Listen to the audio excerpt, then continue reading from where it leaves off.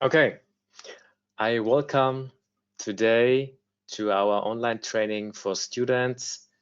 I'm very happy that we can do this today for you because in our opinion, you are the future engineers and therefore it was the decision from Dlubal to invest in the future. And I'm very happy to moderate and also be the moderator of today's online training. So today, part 4 of our RFEM 6 series for students. Today we do the introduction to steel design.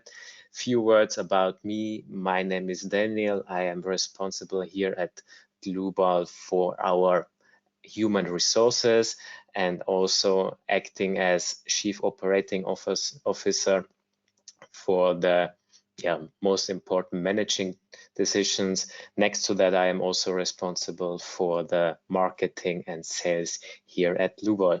Today with me, Markus, who will support me with the chat by answering your questions. Markus, would you like to introduce you? Hello, my name is Markus Baumgartel. I'm responsible for customer support and frequently asked questions on our website. And today I will help my colleague Daniel to answer your questions during this introduction. Thanks. Thank you, Markus. So I will disable my webcam, then you can see more of your screen. So I will lose a few words about that technical platform, GoToWebinar. So for those who are visiting or attending the webinar for the first time, you can show or hide your control panel here, adjust your audio settings. So for those who can hear us, check please your loudspeakers and please ask questions. If you have any questions, Markus will answer you these questions as good as possible. So regarding the last training about the introduction to FEM or finite element analysis, which was last week, you will get these materials and also the recording and certificate this week. So don't worry, you will get these materials, and also this session will be recorded and will be published on YouTube, and you will also get the recording of this training. So today we will handle the steel design. So what gonna we do today? So first of all, I will give you a theoretical background. Don't worry, it won't be a kind of class lesson like in your study, just the most important things in a very short time. Then together we will model a kind of two-span girder. So it's kind of introductory example where we do kind of modeling and then apply loads, do the calculation, and then the design of this steel beam. Then I will give you some few information about imperfections and also stability proofs or stability design checks in the ultimate limit state. And in the end, we will model a flat hole frame where we go also deeper to the applying of imperfections and also the stability design check. Okay, perfect. So I have prepared also some polls in order to create this session more interactive. So right now, in order to evaluate your experiences with the Eurocode 3, this will be a kind of Eurocode 3 training. Please answer me these questions if you have already some experiences with Eurocode 3 and our software.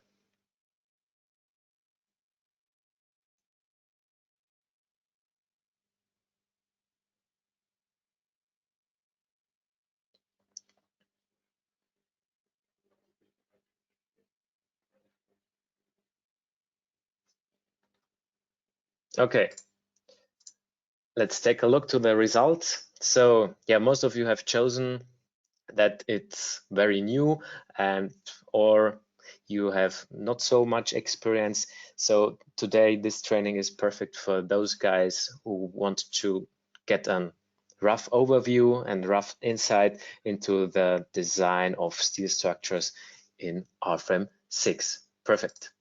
Okay, so what I choose the right one. So now, okay, so what do we have for products for design according to Eurocode 3? So we have the basic add-on steel design, and the big advantage here is that you have all international standards included. So when you would like to perform your steel design according the Eurocode, then you can do this, or the American standards, also possible, or kind of Swiss standards, also possible. So this is the add-on we will cover today. You have already learned some other add-ons like our section, our structure stability, and also the nonlinear material behavior. On top of that, we have also another add-on like torsional warping. The warping torsion add-on considers 7 degrees of freedom and allows you to consider cross-section warping as an additional degree of freedom when calculating members in RFEM or in RSTEP. So stability problems such as torsional buckling and lateral torsional buckling can be considered by giving you these eigenvalues and also these buckling shapes. On top of that, we have also the add-on steel joints. Now you can design all possible steel joints based on a finite element method, and this makes you very flexible in designing and modeling different types of joints or steel connections. Okay, so safety concepts in steel design, especially in the Eurocode. So what do we have here? Generally, we put the design effects and compare them to the designed resistance, and the designed resistance is composed of the characteristic resistance divided by the safety factor. And here we have this according the Eurocode 3 1.0. When we are in Germany, we have also the national annex in the standard, and there we have, for example, the factor of safety. This is gamma M1, and here we have a stability analysis factor of 1.1. So when you are in Germany, you have to consider the differences between the normal standard and also the national annex. So when the design effect is below the resistance, then the design check is fulfilled. Okay, then the next thing, elastic or plastic global analysis. This depends on the cross-section class you have. So in general, we have 4 different cross-section classifications, so 1 up to 4, and the cross-section class 1 has one interesting characteristic. It has a high rotation capacity, and this allows us also to perform the design, the cross-section design, with a plastic global analysis, and also we can consider here the cross-section resistance as plastic. So cross-section 1 reaches a high plastic moment resistance, you see it here in the diagram, and also a high rotation capacity. And this is also the reason why a plastic hinge can develop well and can be applied, but not anymore for the cross-section class 2. So this is interesting to know. And in general, you are always on the safe side when you perform the cross-section design checks with the elastic method. So you take into account the elastic global analysis, which is pretty normal when you calculate with RFEM, and also take the elastic resistant cross-section values. So much to the elastic or plastic global analysis. So now let's do the first example together. We have here a 2-span beam.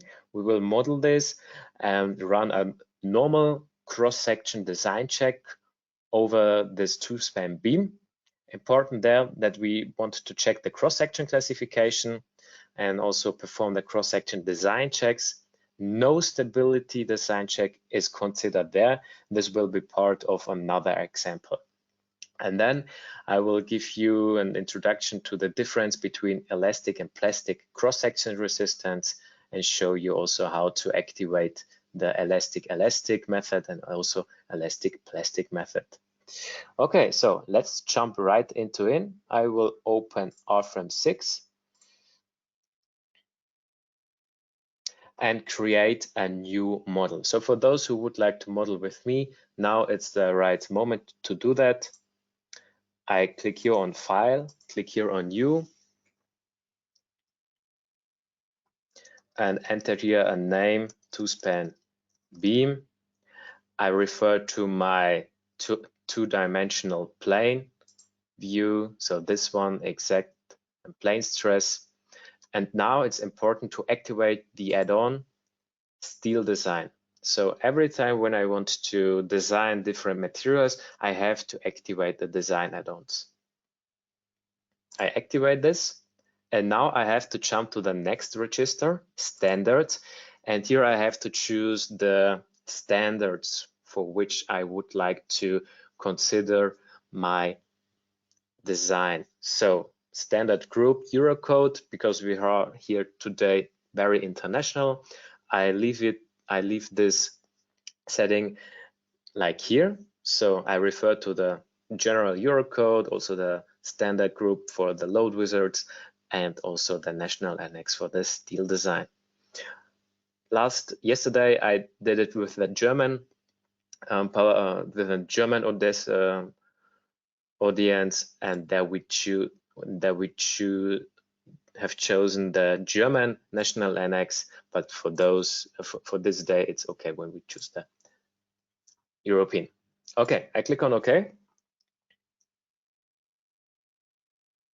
So, and now I refer to my view in the opposite of the global y direction, and I create my first cross-section. So for this simple example, we create one cross-section. This will be an IPE 550 profile. So I go here to the symbol bar, click here on new single member, and choose here a section. I have already created this section IPE 550, but for those who would like to model with me for the first time, no problem, I will create it again. I click here on create new section. And the biggest advantage now here in RFEM 6 is that we can search for a cross-section or profile. So I enter here IPE 550, and now I can choose from the list here, and I choose this one, Euronorm, and I choose here this material S235. It's the same. So to create this one, it's the same behavior like for the creation of new sections. But I will also take here a deeper look, because when I activate the add-on steel design, a new tab appears here in the materials, and I see here, for example, these safety factors or these partial factors for materials. And this was one of the PowerPoint slides where I have shown it to you. So here we have these different gamma M values, gamma M M1 for stability failure and so on. And when you would consider the German national annex, you would have here a value of 1.1. But because we do this European one, we have here only 1. So interesting to know, because with these values and with these partial factors, the RFEM 6 is going to perform the steel design. Okay, I cancel this. I click here IPE 550 and I click on OK. So now I draw the beam, and the overall length of this beam is 24 meters. Because I don't know where here's the grid point of 24 meters, I can make it quite easy. Just go through and snap grid point and enter here a value of 24 meters, and right click, cancel this command. And now the next thing is that I divide this beam here in the middle. So right click, member, and divide member exactly in the middle. I don't want to create two separate beams or members, so I have to activate this option here. I click on OK, and now I see here this node, and this node is part of this beam. Double click on that, and I can see here this node type on member. This makes it quite easy for load application, but also for result interpretation, but also for the boundary conditions, applying boundary conditions for my steel design. Okay, so this was everything. Now I have to apply support. So I click here on nodal support in the symbol bar and create a new nodal support, because I have to activate also the rotation around the global x-axis, because I want to prevent I want to prevent the own rotation about his own longitudinal axis of this beam. So I have to activate this. It looks like that. I click on OK. I choose this node here. I click on OK, click apply, and now I choose on the roller support in the global X direction, and I choose the other nodes in order to create this, and I click on OK. So now I want to display them a little bit larger.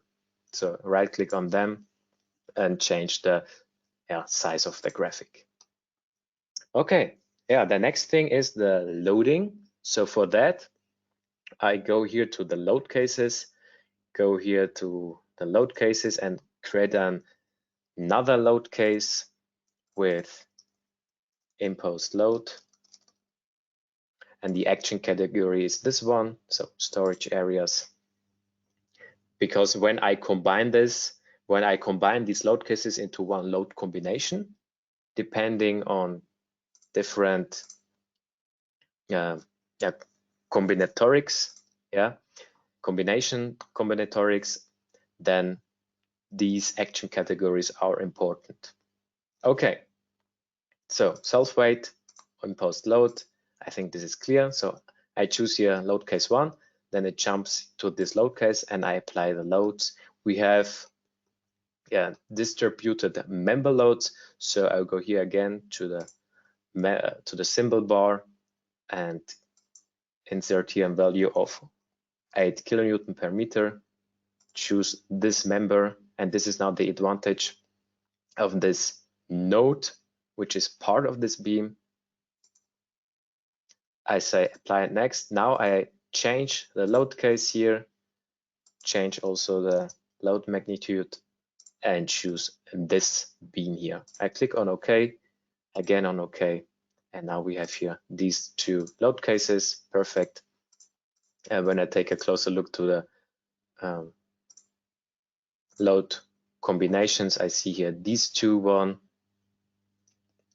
And in order to neglect the other one, so the serviceability states, I can deselect or I can delete them. Just go here to the design situations. The design situation gives you an overview about the situation of the ultimate limit state and also the serviceability state. For me right now, only the ultimate limit state is interesting, so I delete the other ones, and I can also do a short information about the combination rules. And here you can see, okay, how the permanent actions are combined with different partial factors and also the different the variable actions and so on. This is pretty important when you have several load cases with different action categories. Then this information about combination rules is pretty important. Okay, good. Generally, the load combinations are calculated according to the second order or P delta. So I make the force equilibrium to the deformed system. And this is pretty important. We have already learned this in the first, also in the first session of our online training series. So remember that. So here, these two load combinations, also with different partial factors or safety factors, 1.35 and 1.50. Okay, I say okay. And now I can calculate it. So I click here on calculate all. And you see here, okay, how these load cases and also the load combinations are calculated, depending also on the power of my processor, so on my CPU. And the more powerful your CPU is, the more, the faster the calculation is done in RFEM. Okay, so I think the static analysis is pretty clear. So here you can check the different internal forces, yeah, and normal forces, and also shear forces. But yeah, this is nothing new for you. For me, it's more important to see the design for steel structures. So on the left side in the navigator results, I have here a second option, depending on the activated add-ons, steel design. And the same information about results I have also here in the tables. So first of all, here in the graphics, I see these kind of things. So the ratio envelope, pretty interesting. And also in the table below at the bottom, I see a kind of overview. Okay, so what can I see here in the overview? At first, a kind of warning or arrow, because no effective lengths or boundary conditions are designed for my stability design. But this doesn't matter.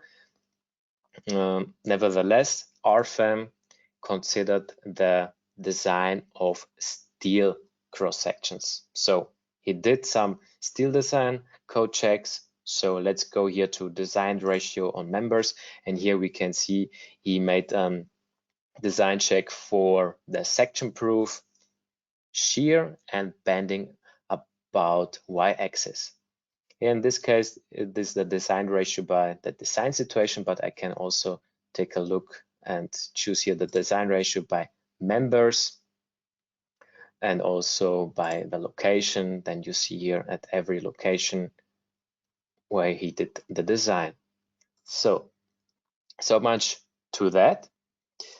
And now let's come to the, I would say, to the best thing here in RFEM 6, the output of this design formula. Because when you are a student and you calculate the same thing right here now, you would like to compare your results with, I would say, with a structural analysis program like RFEM 6, and you don't know how to see if the results are correct, but RFEM 6 offers you the possibility to see exact the way of performing such a steel design. So double click of one of these proofs, or activate here the design check details in the symbol bar of the tables.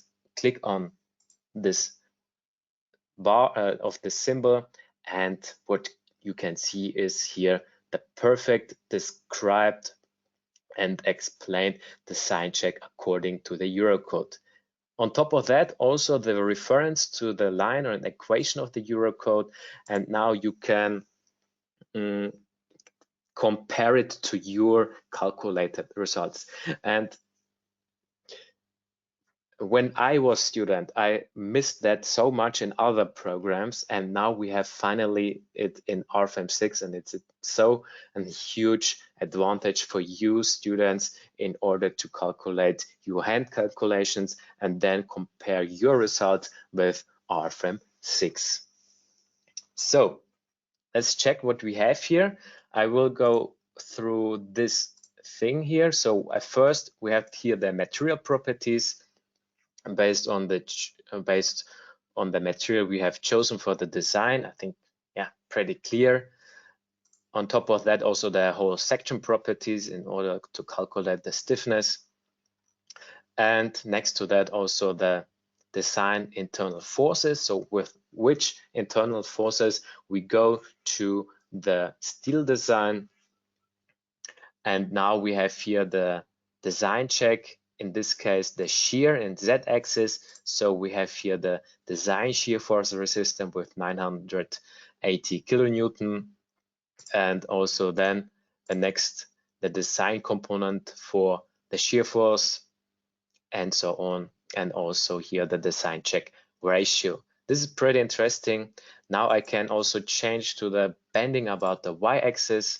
It looks like that. So we see here the design bending moment, the yield strength, and so on. And this makes it very attractive for you students, because the program is no black box.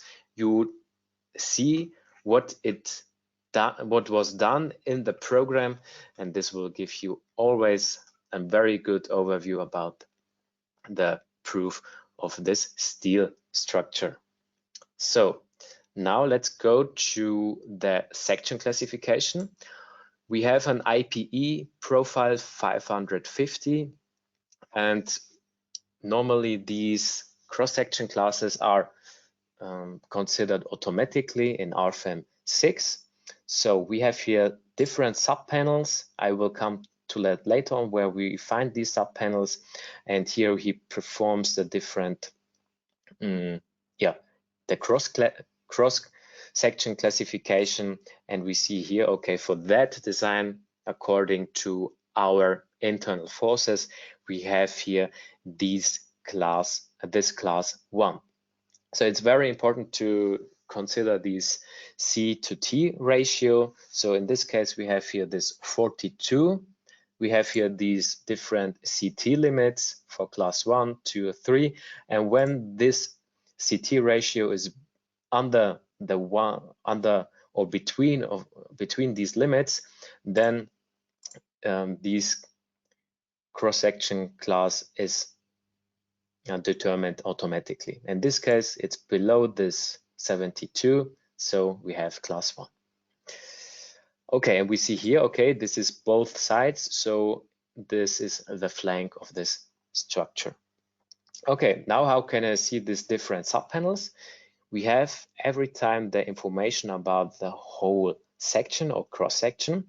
Go here to the section information, and now you can see the section values, the stress points, where it performs the, I would say the elastic stress design, and also here the sub panels. And now here we can see, okay, we have here this this flank and also this web here, and so on. And when I click on one of this, I see, okay, this one is both sides and this one only one side. And this is the reason why it considers here also for this sub panels. Okay, and let's close this and take a closer look to the section proof, how it was performed. So here we see plastic design. And when you take when you refer it to one of my first PowerPoint slides, I will show it to you here. So this one, then it is allowed that we take into account the plastic cross-section resistance. This is something we can consider when the cross-section is or has the cross-section class 1 or 2. So whenever you have the possibility to do this, then consider these different cross-section resistance. So plastic when you have cross-section classes 1 or 2. When you perform when you would like to perform your elastic design, so with elastic cross-section resistance for bending moment, for example, or shear resistance, then you can also change this. So again, I go here to the bending moment, and here you can see, okay, the design moment resistance M plastic, you see here, okay, 655, because we can't perform the plastic design. And RFEM normally calculates or considers these cross-section classes automatically. Where I can see, where can I see this? When I go here to the input data and go here to the sections, here I find the section classification, and for this IPE 550 profile, it is automatically determined. But I can also choose here different classes. So normally in the study, I perform some basic elastic stress designs. So now I want this also to consider here in RFEM. So now I have here several possibilities. I would like to show you one possibility. On the left side of the data navigator, you find, when activating the add-on steel design, two additional objects, or two additional folders, I would say. Okay, so we have on the left side types for the steel design. This will be important when we perform our another example, effective lengths, boundary conditions, and so on. And then we have also the steel design, where we can do several options. So, and here also the ultimate configurations. So, and now it becomes important, because now we want to change the default situation, the default settings. So right click on that, edit, and here you find several information about the design parameters, also an additional tab for the stability. When this is checked in order to perform stability design, standard, the standard is that it's normally checked. On top of that, we can also activate the elastic design also for class 1 and class 2 sections. So I activate this, and this ultimate configuration is part of the beam of this member. So when I go here to members, you see, okay, here we have the ultimate configuration default, and this ultimate configuration refers to the members. Okay, now let's do the steel design again. And now you see also here we have another value, another result for the ratio. I go here again to the design ratio on members, and now you see here, okay, the section proof was done, but with an elastic design. Let's go to the elastic design. And here we see the design check ratio, okay, but now we have here not the plastic design with the plastic moment resistance. Now we have here a normal stress, or an elastic stress design with the ratio of the axial strength and the axial stress. So, and this is the difference. Okay, and now you can also see the stresses on the section. So let's go here to diagram and section. And now you can see here the diagram of design ratio, but also the stresses. So here we have the sigma x, so the normal stress due to bending moment about the local y-axis, but I can show me also the shear forces. So pretty interesting. And in order to see maybe the different points where this design was performed, I can also activate me here the different CT parts for the cross-section classification, but also here the stress points. Here you see the stress points. And the stress points you can also activate here. Oh, sorry. Yeah, so much to that. Okay, good. this was a very easy, I would say, cross-section design check, and I have prepared one more pose in order to summarize now this chapter.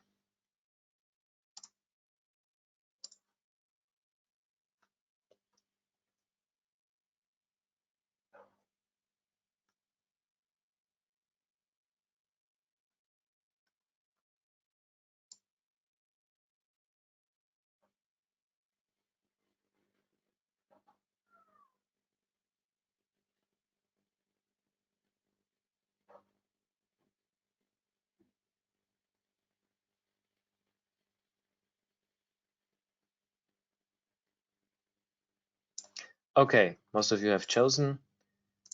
Now let's share the results. And yes, the most of you have chosen the right answer. So when I want to perform a plastic structure analysis, then it's only possible when I have cross sections with the class 1. Okay, good. The next one is this one.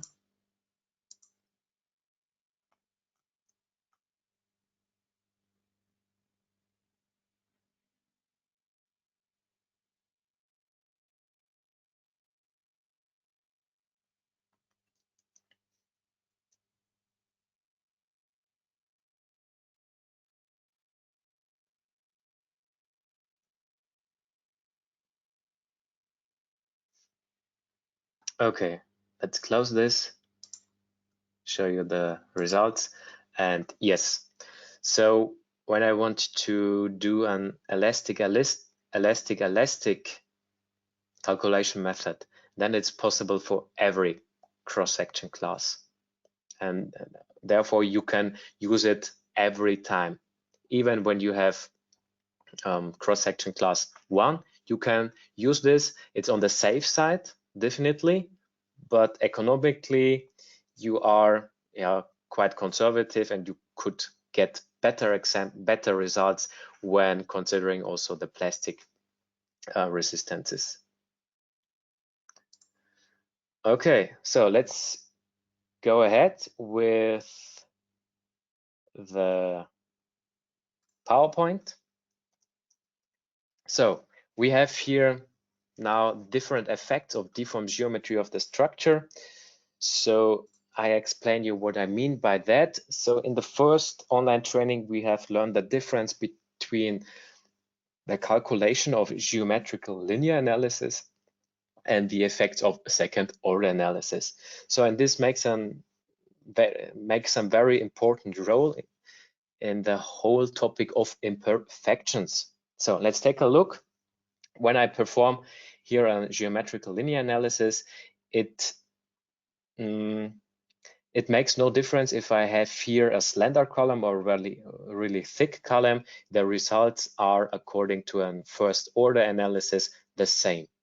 But when I perform a second order analysis and I have here a very thin column and on the right side a very large column, then it makes a difference, because the slender column receives significantly more bending moment at the base point, since the head deformation is also much more.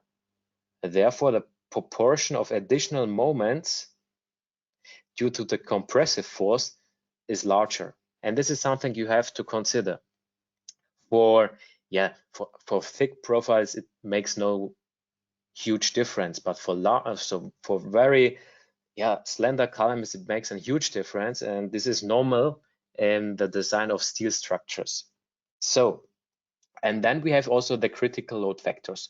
So when you have a critical load factor bigger than 10, you don't need to consider second order analysis effects.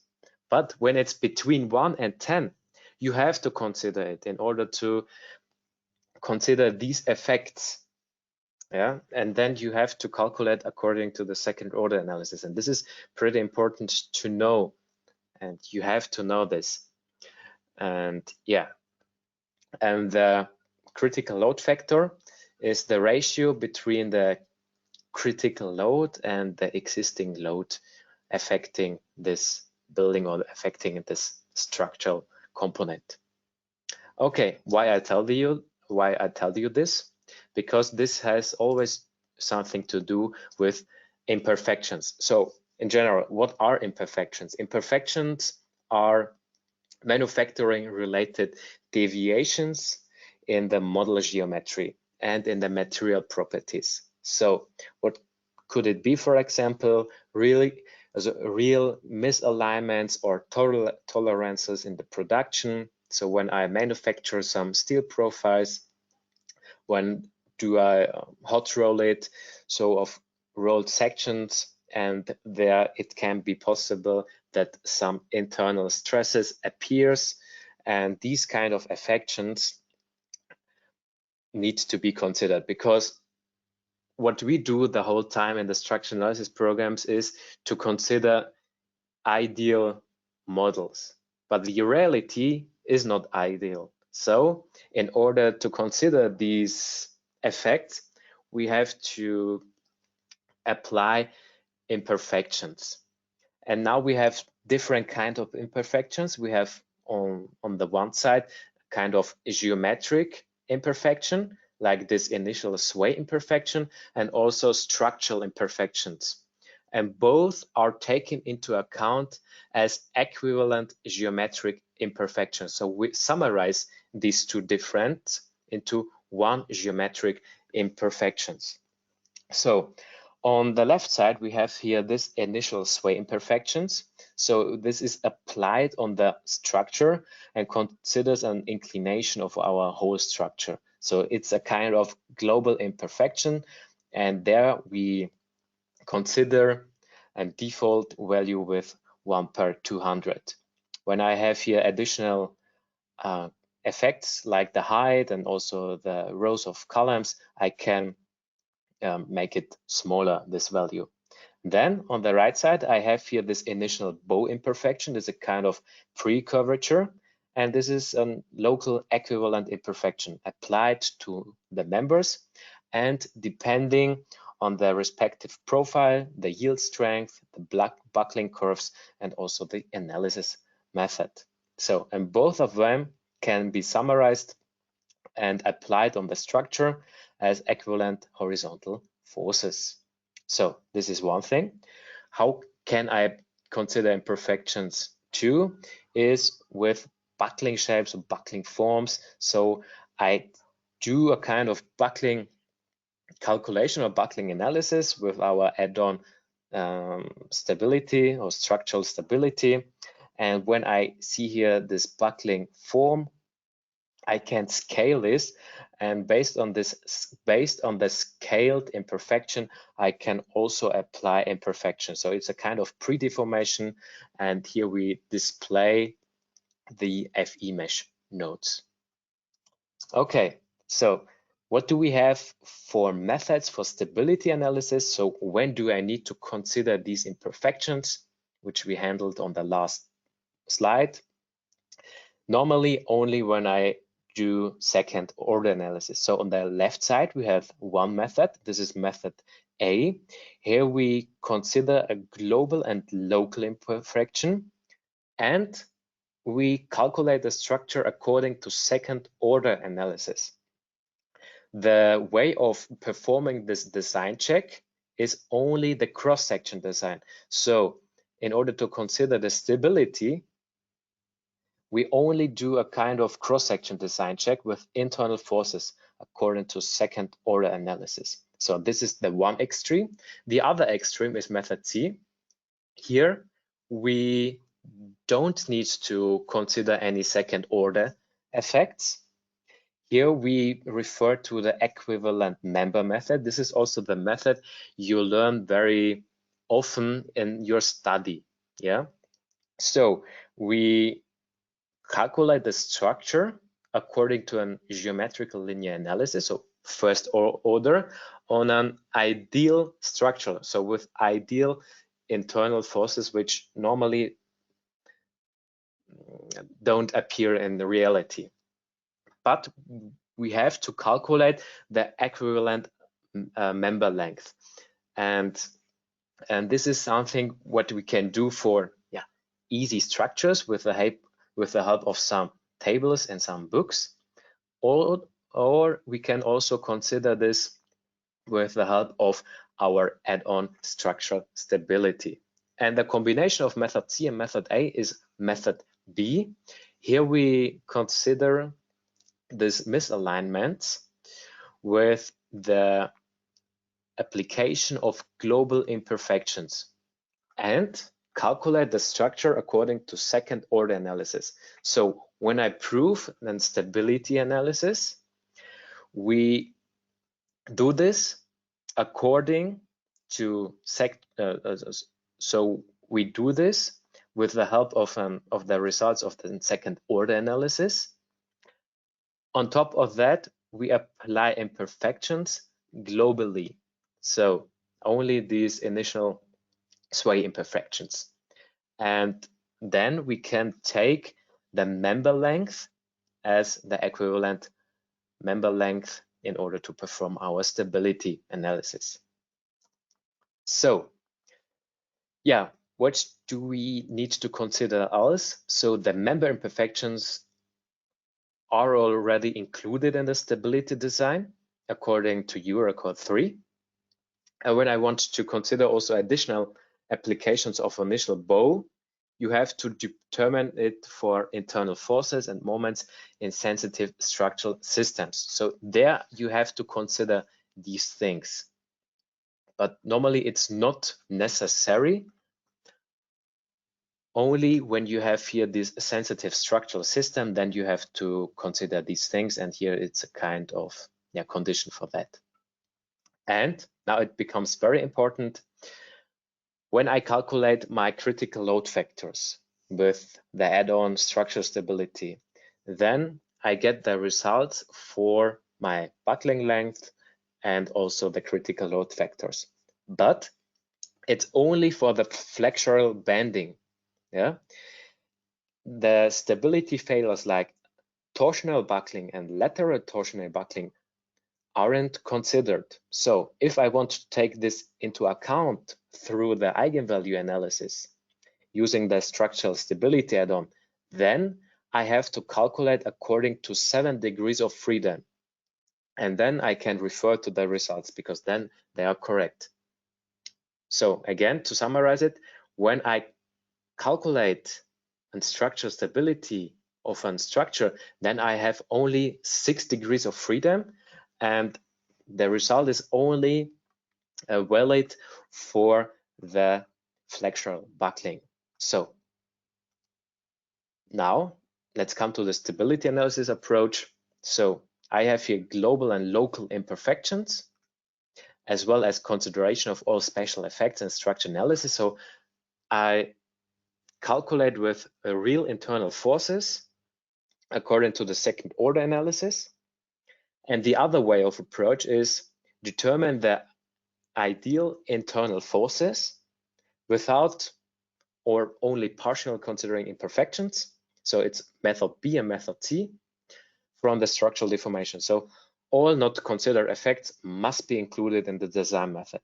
So now I was talking the whole time about flexural buckling, torsional buckling. How does it look like? So we have different forms of stability failure. So on the left side, we have the flexural buckling. It's stability failure under compression force, buckling around the local axis. So we have a lateral deformation, and this can be considered with 6 degrees of freedom. Now let's come to the torsional buckling. So the torsional buckling appearing on point symmetrical cross-section, such as this cross-section. Here we have a pure rotation around the longitudinal axis of the cross-section under compressive normal force. And a combination of both of these is the lateral torsional buckling or the flexural torsional buckling. So it's a combination of both. I have a lateral deformation and on top of that, a rotation of the cross-section. And the critical load factor here on the left side, this alpha critical, is the ratio between the critical load and the existing or acting design load. Okay. Now let's come to the example. We will model a flat hole frame with this kind of information. I will model it quite fast because we are now quite good in time. And then we do here kind of stability analysis. So let's go here to RFEM 6. I will delete the whole thing. I will create a new example, remain here in the 2D plane. I create, I have to take a look to my notices. Okay, so first of all, I will create a column. It has a section of HEB 300. I click on OK. And the height of this column is 8 meters. And now I create another sections. I go here to the data navigator. I click here on edit, and I want to copy this IPE 550 profile. I have already copied it here and put here 550. And then I want also to copy this section and have here a profile of 180. Okay, good. This was everything. So, and the next part is creating here the upper beam. So create this one section and create here IPE 540. It has a length of, let's take a look, 50 meters. Now I can easily by drag and drop copy it from one side to the other side. And the next part is that I want to connect here an additional frame, an hinged frame. So I choose here the whole beam, model it from there to there, edit here the coordinates to 12 meters because it's shorter, and then create a new column with a section of HEB 180. And double click on that because I said it's a kind of truss. So on both ends we get hinges. I activate the option hinges and create new hinges. I activate here these moment hinges on both ends. I click OK. And now I copy here this one, right click, say mirror it to the other side, create a copy, choose the right plane and also the right mirror point. And this is the middle of this frame. I click OK and we see it here. And now what I have to do is when mirroring something, I have also to check if the section has the right rotation angle. And in this case, I have to change it to 0. I click OK. So I select here all these bottom nodes, assign them here and support, nodal support. And now I want to divide here these members. Right click, members, go here to divide member, intermediate nodes. I choose here 4 because here on these nodes I want to apply nodal forces. And I do this here for the other ones.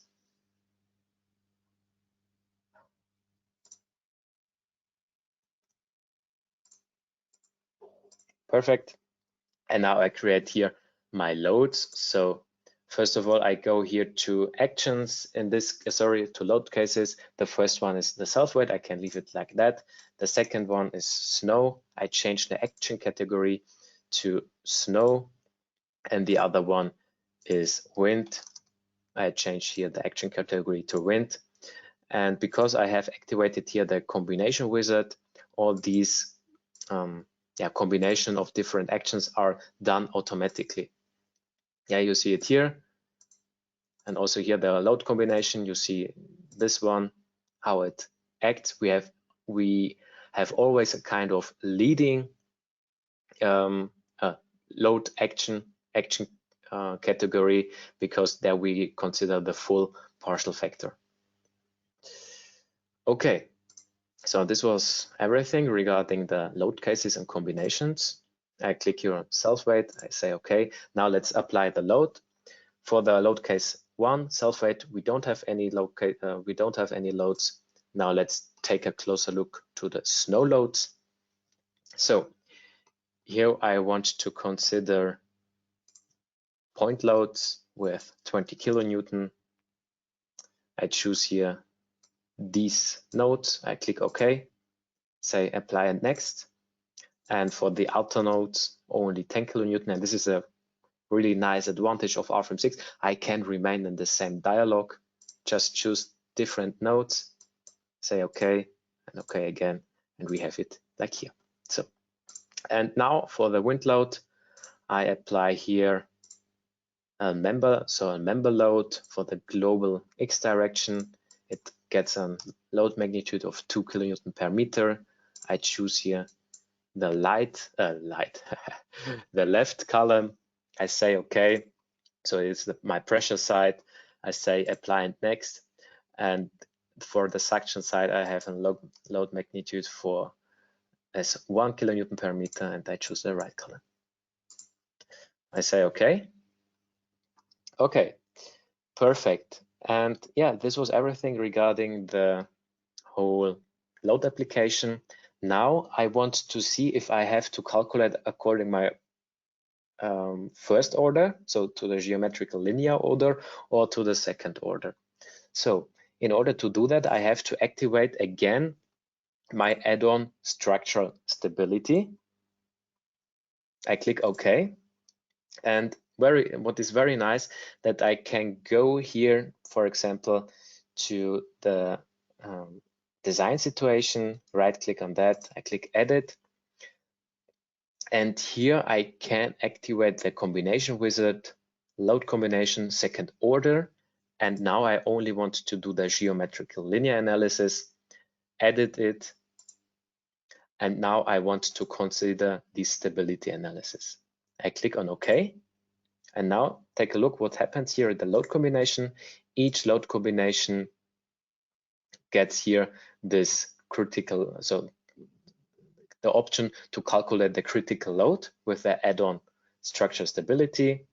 And now I click here on calculate all, and now let's take a look what happens right here. So first of all, okay, it calculates the load cases, but next to that also the static analysis and then also the load combinations, and this makes it pretty interesting.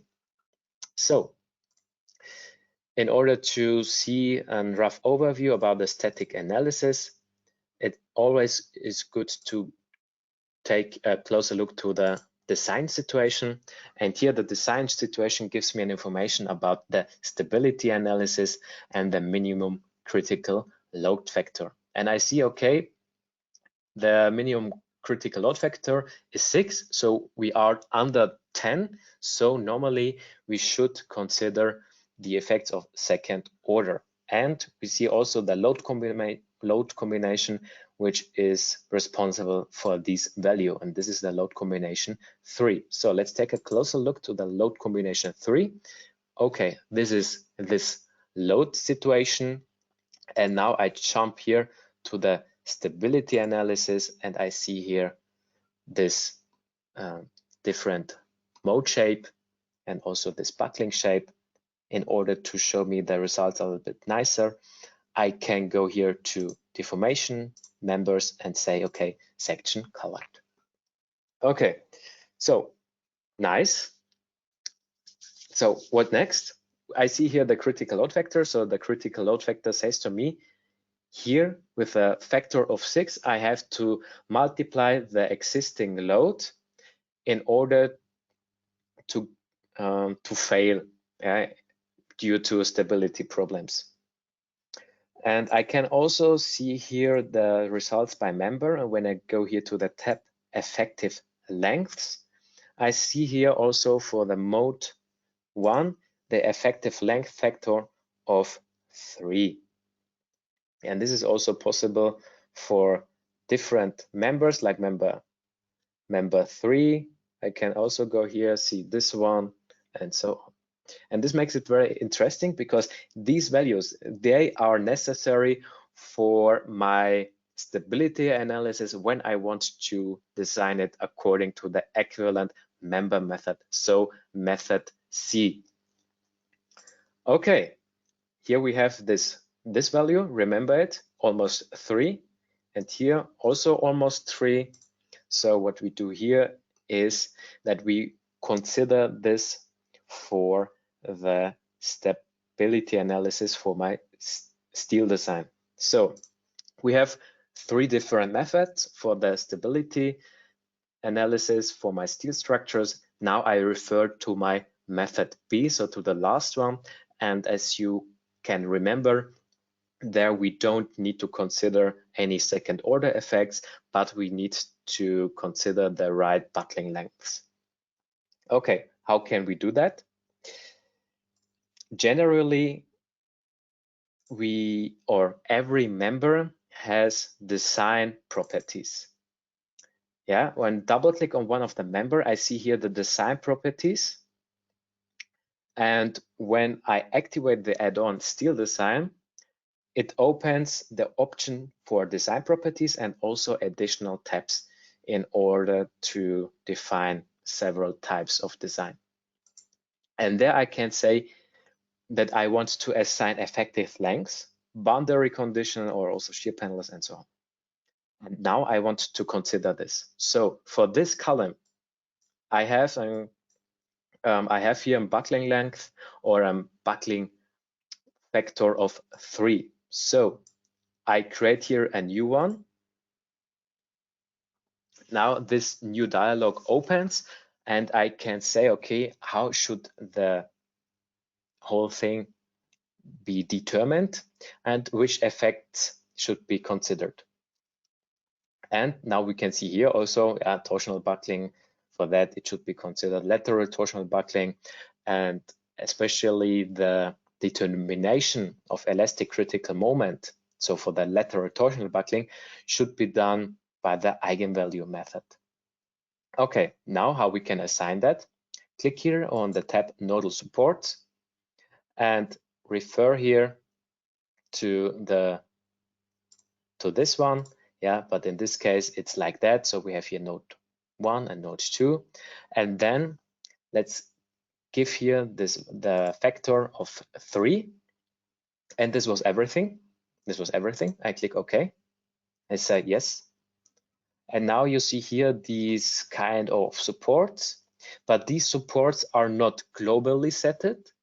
They are only on the member who has these design type configurations or design type boundary conditions. I click on OK. And in order to show you these supports, I go here to the display navigator, go here to types for steel design, and activate here the member effective lengths. Now let's make it a little bit bigger. And now we can see it here. So these are the supports. And this is pretty important to have here these supports. Okay, now let's do this for the other one. In this case, I want to refer to my stability analysis. So I want to take the result calculated with the add-on structure stability in order to take the results for the buckling factors. So again, double click on one of these members, design properties, design types,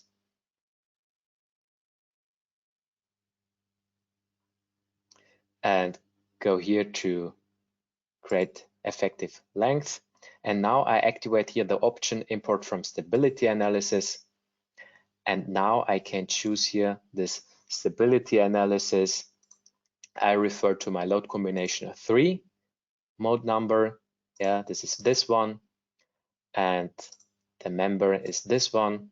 And now this is the 2.89 for this principal axis. So yeah, because I only consider the effects in plane, not out of the plane, the about the z-axis is not important for me right now. So and now I can also create another effective length where I refer also to the same values. So I I go here again, import from stability analysis. Okay, say load case 3, but in this case for this one, here we have this axis, and now I have now I have to refer it to my member. I say okay, click on OK, but in this case it's the second one, and now we see it here.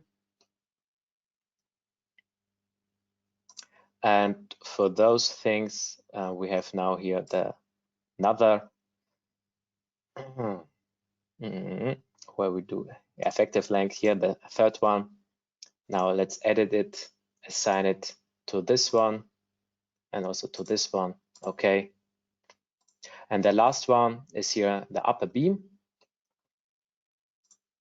Yeah, the upper beam. And for that, we do the same one. So I double click on one of this one.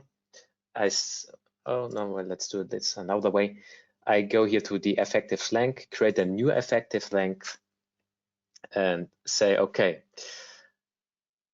the nodal supports should be automatically detected by this member. So now you see here, okay, we have here different intermediate nodes, and I don't have to put them manually. They can also be detected automatically just by selecting the correct member. Now I want to have a lateral support, so activate here the fixed in Y direction, the upper flank, and let's do this also for the other ones.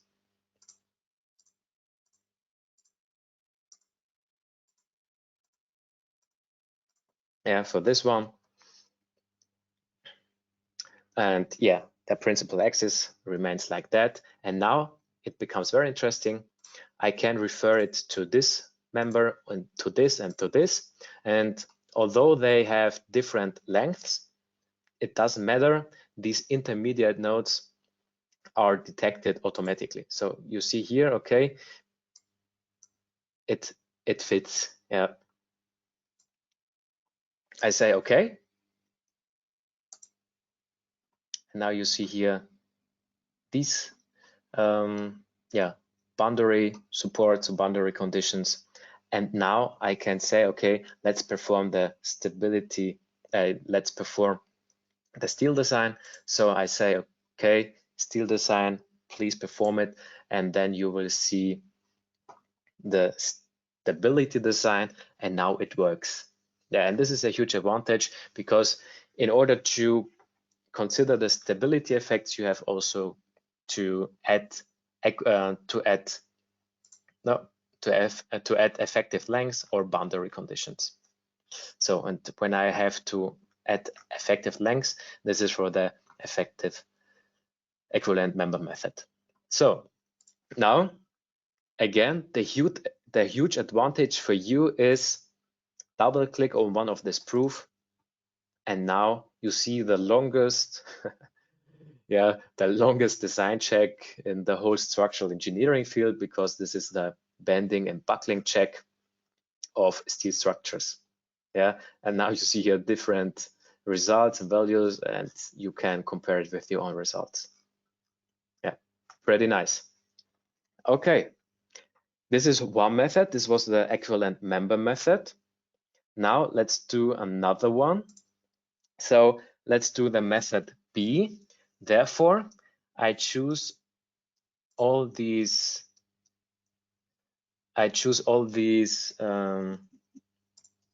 Let's delete them. Yes, I choose all these effective lengths. and they remain, but they are blue. Blue means they are not assigned to anything. So in this case, I create another one. So I double click. No, I don't create another one. I take the first one, and I say to him, okay, I want to consider this one. So a kind of Euler case 2, because the method B said, okay, I have to consider second order analysis results, and also I perform the stability analysis according the normal length of my members. And this is the reason why I do this one. And I refer it to these columns. I say, okay, and this was everything. And now I have to apply imperfections. Let's take me a closer look to my notifications. Okay, perfect. Now we have different possibilities of application of imperfections. So how can we do that? In RFEM 6, the imperfections are already considered into the main program. So create here a new imperfection case, say new imperfection. And now I want to create local imperfections. I say they should act in the global X direction. So this is the name. I say, okay. And now, because of the local imperfection, I get a new field of inserting the local imperfections. So I click here on member imperfection and say new member imperfection. And there I want to consider an initial sway as imperfection type and say, okay, here we have the definition type. I want to consider this according to the Eurocode 3. And the basic value, as I already told you in one of my PowerPoint slides, is here according to Eurocode 3, 1/200. And now I can reduce this factor by giving him the right conditions. So in this case, the structure height. So I choose the member height or the column height of this, and the number of columns in one row is 1, 2, 3, 4. And you see, okay, the initial sway, the value is now 1/350, and I assign it to these columns. I say okay, again on okay. Now I can show me the imperfections. This is one way of application of imperfections. The other way is that we refer also to buckling shape. Yeah, so I delete this again.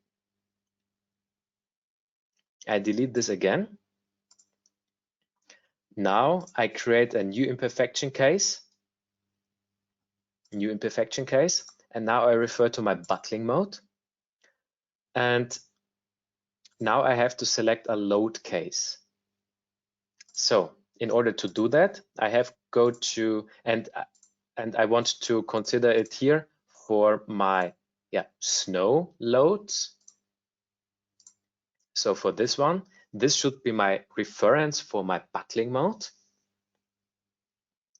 because here we get normal vertical, full vertical forces.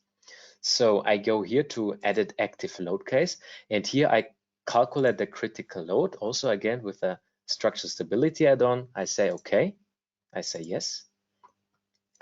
And now I go again here to the imperfection, create a new imperfection case, and my imperfection type is now the buckling mode. And here I select the load case, and the load case is in this case load case 2. Buckling mode number 1 is the right one, and the imperfection direction should be in the global X direction with an imperfection magnitude of 0.02. Why this value? This is nothing else than these 1/350 times the height of my structure.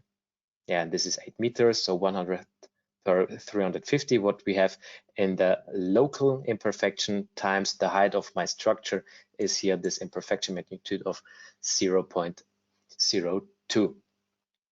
Now I leave it like that.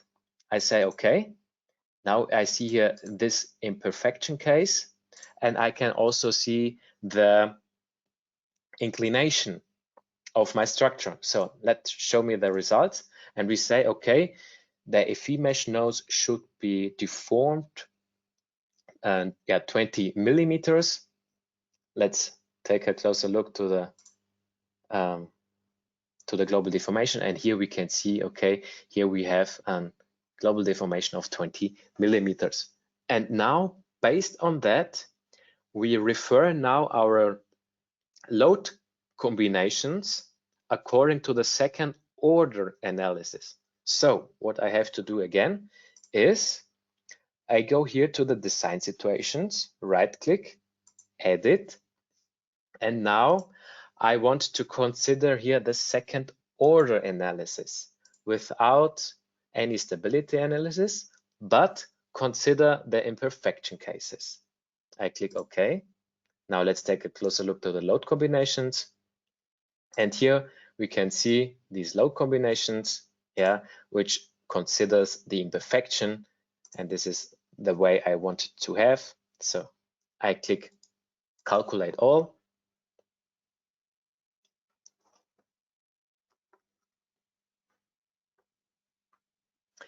And now we have also considered the stability analysis. So let's go here to the steel design and choose maybe this column here. And here we see, okay, we have a stability design, bending and buckling about the principal axis. And when I took here this upper beam, then we have also the lateral torsional buckling. And when I go here, you see also the eigenmode of this one. Okay, perfect. This is the way of doing stability analysis with RFEM 6, considering imperfections. So to put it in the kind of nutshell, what have you learned today? First of all, how you design steel members as simple cross-section code check. Then you have learned the different analysis methods for different cross-section classes, so plastic and elastic. Then you also got an insight into the whole imperfection topic. So why do we need imperfections, and the different methods for stability analysis when doing a design for steel structures. And then we have performed two different methods. The last one was method B. And the first one is method C, so equivalent member method. And the equivalent member method is pretty important for your study because I did it a lot of time, and now I could show you how you do this also in RFEM 6.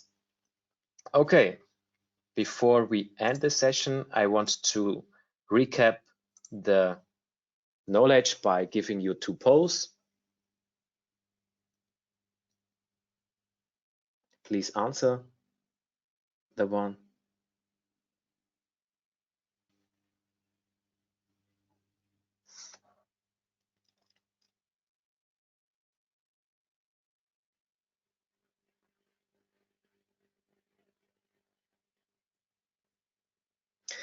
Okay, most of you have chosen. I close the poll, share the results.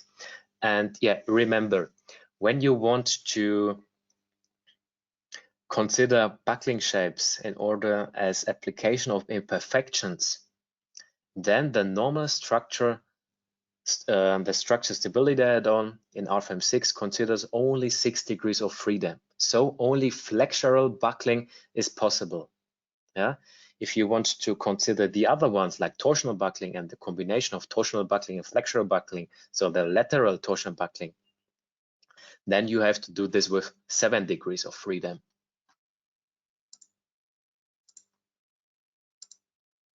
And now the last question.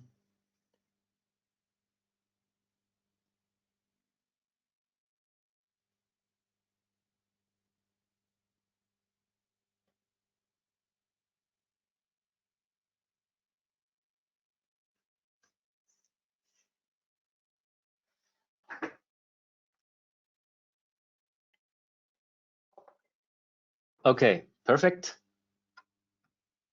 Let's close this and share the results. So the right answer is, when should I consider second order analysis effects, is when the load critical factor is less than 10. Yeah, so between 1 and 10, when you see, okay, I have here kind of a 7 or 8 as critical load factor, then I have to consider a second order analysis effect. So I have to use these results with second order analysis. Okay, this was everything from my side. Markus, anything from your side? No, there aren't any unanswered questions on our chat at this moment. I think all is okay. Okay, thank you, Markus. So I would like to thank you for your attention. I hope you learned something new which will help you for your study, but also for your future work when you are working in an engineering office and you are using our structural analysis programs. With these words, I wish you a nice week, stay healthy, and I hope you will see us next time when doing the online training for concrete structures. Goodbye.